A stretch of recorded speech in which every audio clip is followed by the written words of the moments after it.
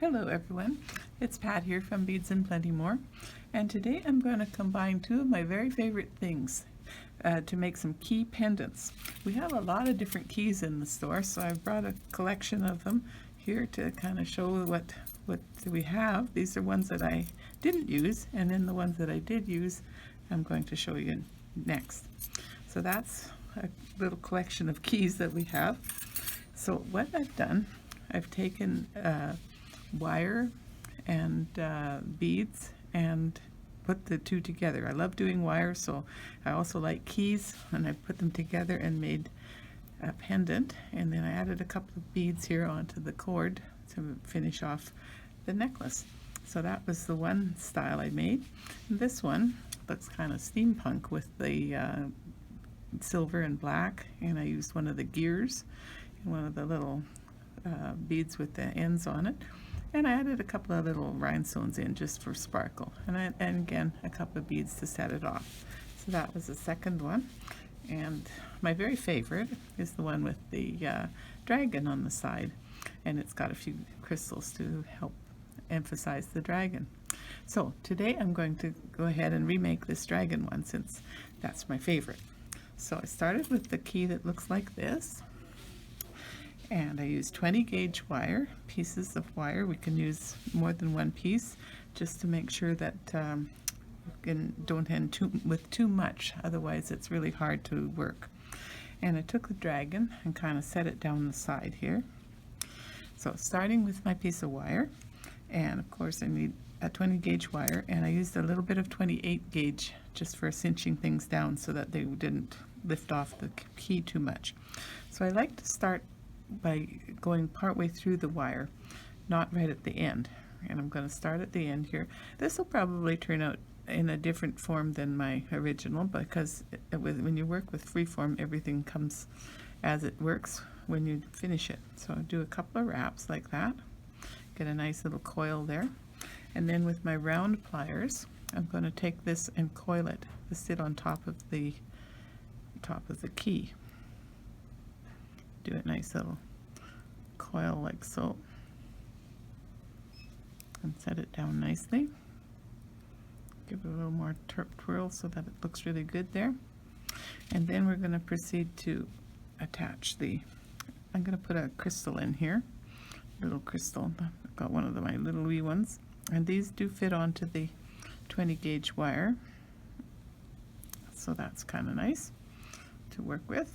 And we'll set that right there on the side. I'll put the dragon on the opposite side this time, so we have one for the righties and one for the lefties. And bring the wire around so that we can hold that in place. And bring it over top of the dragon so that we can, when you're working with Freeform, you have to make sure that you have things that will hold your pieces in place. So whatever it takes to hold it down, you have to work that way. So I'm going to try and get the wire in between the neck so that it holds it down really good. And then bring it over one more time.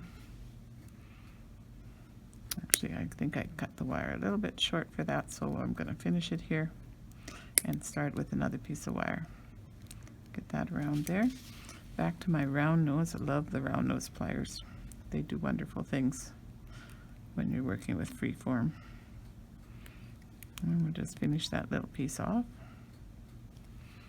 As I said, when you're working with this kind of thing, you can always just add in another piece. And we're back to my 20 gauge wire, and I'll cut off another piece here. There we go. So this time I'm going to go a little further down on the dragon so that I can hold it in at that point, and start again partway through the wire and go in here, and I'm going to do another nice little coil right in there. Go round and round, tuck that in tight, set them up together so that they sit together nicely, and you can tuck them together with your pliers. There we are. And then why don't we put in the other crystal there?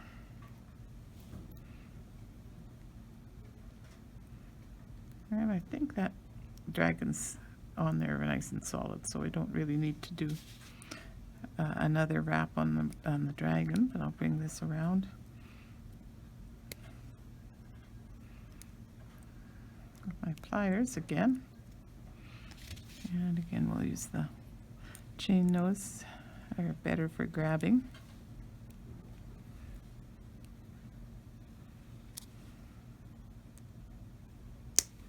Oh, there we go. I'll just finish that little bit off the end there.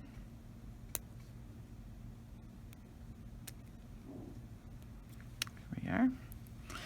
And now I'm left with this piece to do a little bit of decorative work. And I think I'll do a nice coil out to the side here. So using my round pliers again. Just start in the center. Nice little hook there. And then proceed to wrap into a nice coil.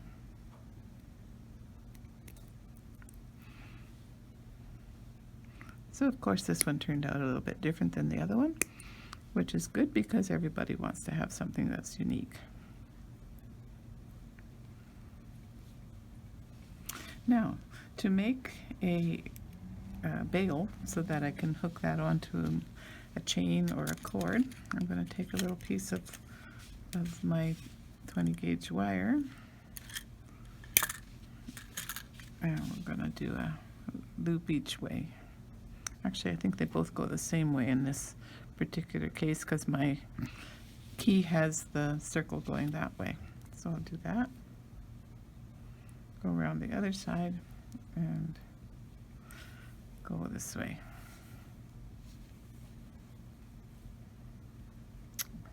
And I think that's a little long, so we'll shorten that.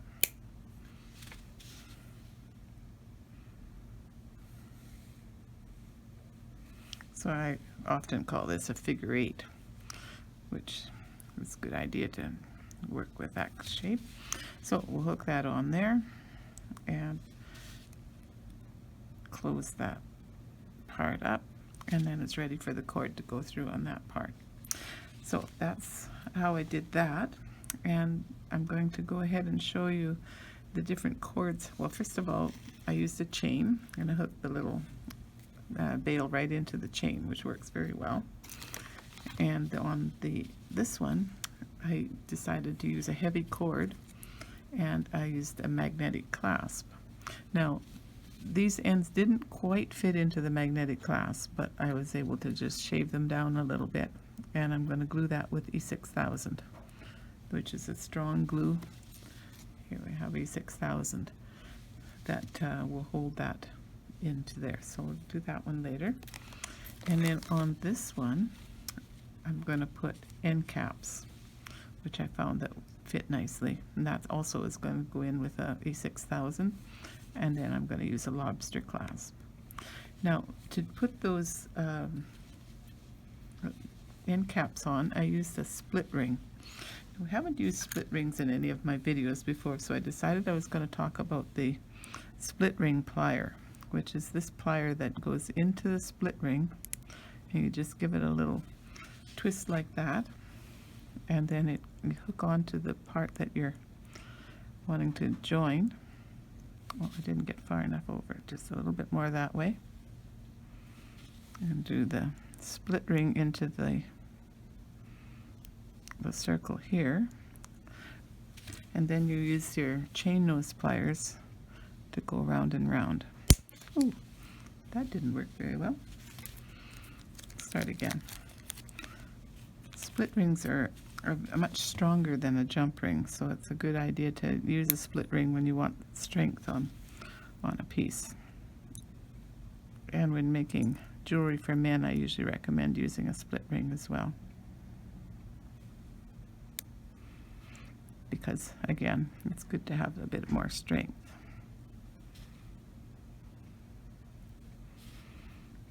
The larger the split ring you use, the easier they are to work with. I'm using a 6mm here, which is a little bit fiddly. So there. There's the split ring on there, and then it also has to go onto the lobster clasp, and then it's big enough to be the hook on the other side. So I hope you enjoy working with keys and adding on some decorative freeform wire, and then I showed you how to finish off one of these cords or chains to make a nice necklace. Have fun with that. Bye for now.